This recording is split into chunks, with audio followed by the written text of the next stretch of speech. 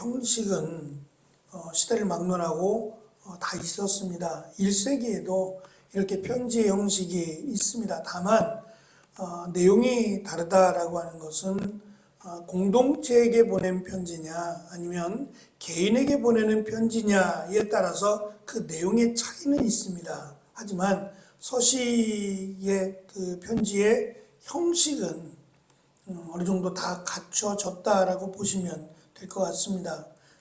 우리가 읽은 1절, 2절, 3절 말씀 중에 특별히 3절의 말씀이 인사말에 해당되는 말씀인데, 이 인사말에 해당되는 너희에게 우리 주 하나님과 하나님의 아들이신 예수 그리스도의 은혜와 평안, 그 평안이 너희에게 있기를 원한다라고 하는 이 말도 편지의 형식에 맞물려 가는 내용이긴 합니다. 다만 당신에게 안부를 묻고 당신에게 기쁨이 가득하기를 이렇게 바라는 그런 내용 대신에 사도 바울은 하나님 아버지 하나님과 주 예수 그리스도의 은혜와 평안이라고 하는 말로 대체시켜서 그들에게 안부를 또 그들에게 축복하는 인사말을 대신하고 있습니다. 사도 바울이 보낸 편지들의 대부분에 이 은혜와 평안이라고 하는 이 인사말이 대부분 포함되어 있습니다.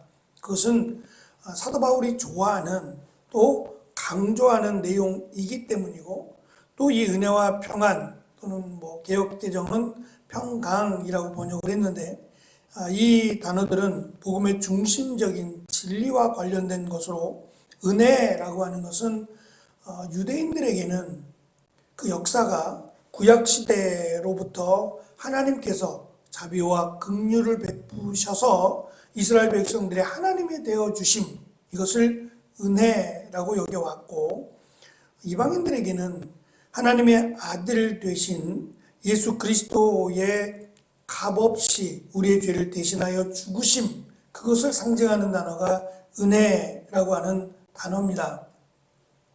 평안이라고 하는 단어도 유대인들에게는 선지자들이 하나님께서 마지막 날에 주어질 마치 안녕이라고 할 수 있는 샬롬이 바로 평안이라는 단어고, 이방인들에게는 예수 그리스도를 믿음으로 죽어도 산다라고 하는 이 부활신앙을 가지고 예수 그리스도를 믿음으로 당하는 고난 또는 핍박과 죽음까지도 두려워하지 말고 담대할 것을 말씀하신 내용의 의미를 담은 것이 평안이라고 하는 단어의 의미라고 할 수 있습니다. 물론 이 은혜와 평안은 말씀드린 대로 빌레몬에게만 주어지는 것이 아니라 예수 그리스도를 믿는 모든 성도들에게 사실은 필요한 겁니다. 바울이 이처럼 은혜와 평안을 강조한 것이 공동체라면 그 공동체 안에, 특별히 교회 안에 하나님께서 우리에게 값없이 주신 은혜, 그리고 예수 그리스도를 통해서 허락하신 부활신앙을 교회가 또는 모든 성도들이 기억하고 힘써 교회를 지킬 것에 대한 권면이라면, 지금 이 빌레몬에게 동일하게 은혜와 평안을 강조했다면, 우리가 앞에서 읽은 것처럼 빌레몬에게 이 바울이 정중하게 무리하지 않게 요청하고 있는 이 노예인 오네시모, 빌레몬을 버리고 도망친, 또 손해를 끼치고 도망친 오네시모가 나와 같은 사역 또는 복음의 일 맡은 자로 수고하는 것에 대해서 어찌 보면 손해가 될 텐데 그를 놓아주라고 하는, 자유롭게 하라고 하는 이 권면이 마치 빌레몬에게 하나님의 은혜와 예수 그리스도를 통한 평안이 있다면 보다 쉽게, 보다 잘 결정하지 않겠느냐라고 하는 내용을 담고 있다라고 본다면 우리가 조금 더 관심을 가져야 된다라고 생각을 합니다.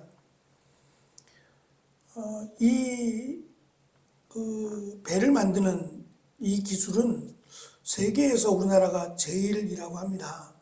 선박을 만드는 이 기술이 세계적으로 그 1위를 다투는 그런 대단한 기술력을 가지고 있는데, 특별히 이 사람을 운반하는 뭐 유조선뿐만 아니고 이 물건들을 이렇게 옮기는, 배를 통해서 옮기는 대형 선박 같은 경우가 이 바다 위를 떠다닌다는 것 자체가, 물론 동력이 있어서 힘이 있어서 그럴 수도 있겠지만, 그 무거운 배가 이렇게 떠서 멀리 이동을 하는데 이것이 가능하다?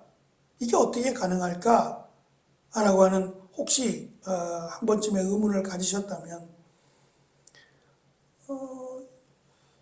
한 번쯤은 이렇게 배를 만들어서, 종이를 만들든 뭐를 만들든 배를 만들어서 이렇게 물에 띄어 아마 보신 적이 있을 겁니다. 뭐 강이 아니더라도 집에서 어릴 때 큰 이렇게 대야 같은 곳에다가 물을 담아놓고 종이배나 뭐 여러 가지 모습의 배를 만들어서 물 위에다가 이렇게 띄워본 기억이 있으시다면, 쉽지 않구나. 그냥 넓기만 하면, 가볍기만 하면 되는 게 아니겠구나. 왜냐하면 조금만 물살이 세도 홀라당 넘어가 버리고 이 배가 우리가 기대했던 것 이상으로 중심을 못 잡는 것을 아마 기억하실 거예요. 이 배에는 이 밸러스트라고 하는, 그러니까 중심을 잡아주는 역할을 하는 게 있는데, 그게 뭐냐면 바닷물이랍니다. 그러니까 배에다가 바닷물을 담는데요. 배 밑에 하부층에다가 바닷물을 담고 짐을 가득 싣게 되면 그만큼의 무게의 바닷물을 뺀답니다. 다 선박이 끝나고 출발하기 전에 그 배가, 그러니까 예를 들어서 물도 많이 담았고 바닷물도 많이 담았고 또 선박도 많으면 그만큼의 무게가 더 실리게 되면 배가 더 가라앉게 되잖아요. 그만큼 물건을 뺄 수 없으니까 그 물건에 해당되는 만큼의 물을, 무게만큼의 물을 빼준답니다. 그리고 선박이 적어요. 짐이 적게 되면 그만큼의 물을 더 실른답니다. 그래서 항상 일정한 그 무게를 유지한답니다. 이것이 밸러스트라고 하는 기능인데, 우리가 아는 그 타이타닉 같은 큰 배죠. 엄청나게 큰 배가 이 무너지게 된, 바다에 좌초된 이유 중에 하나가, 물론 빙하로 인해서 좌초되기도 하지만, 또 어떤 이들은 이 밸러스트에 문제가 생겨서 밸러스트 때문에 그렇게 쉽게 배가 좌초되었을 것이다 라고 주장하기도 합니다. 그만큼 배의 뭐 호화로운 여러 가지 그 편의 시설도 중요하지만, 보다 중요한 것은 안전이기 때문에 이 편의 시설 못지않게 훨씬 중요한 것이 바로 이 바닷물을 배에다가 담는 일이라고 합니다. 밖에서는 보이지 않죠. 하지만 이 밸러스트 큰 배일수록 이 바닷물을 더 많이 담아야 되잖아요. 그래서 지금은 이 배에 담는 이 바닷물로 인해서 환경 오염에 대한 문제를 제기하기도 합니다. 이 담은 바닷물이 다른 나라에 가서 다시 쏟아내고 또 다시 담고 하면서 불필요한 것들 또는 안 좋은 것들까지 같이 이 바다에 방류가 되면서 생기는 문제도 제기하기도 합니다. 어쨌든 그 큰 배를 안전하게 또 잘 운행하게 하는 것이 바닷물이라고 하는 사실, 이 바닷물의 무게가 이 배의 중심을 잡는 일이 가장 중요한 것처럼, 골로새서를 통해서 우리가 살펴본 히에라볼리라고 하는 곳에 세웠던 교회가 사라져버린, 그래서 안부조차 묻지 못하는 이러한 경우가 고난 때문이 아니라 이 부와 명예, 그러니까 히에라볼리에 사람들이 관광하면서 파묵갈레라고 하는 곳으로 인해서 사람들이 관광하고 그것으로 인한 수입이 많아짐으로 인해서 자연스럽게 사람들이 모여 예배 드리기보다는 오히려 돈을 버는 쪽으로 관심을 갖게 되면서 사라진 교회라면, 우리의 신앙의 중심을 잡는 것이 바로 사도 바울은 은혜와 평안이라고 하는 두 개의 단어로 설명을 해주고 있는 겁니다.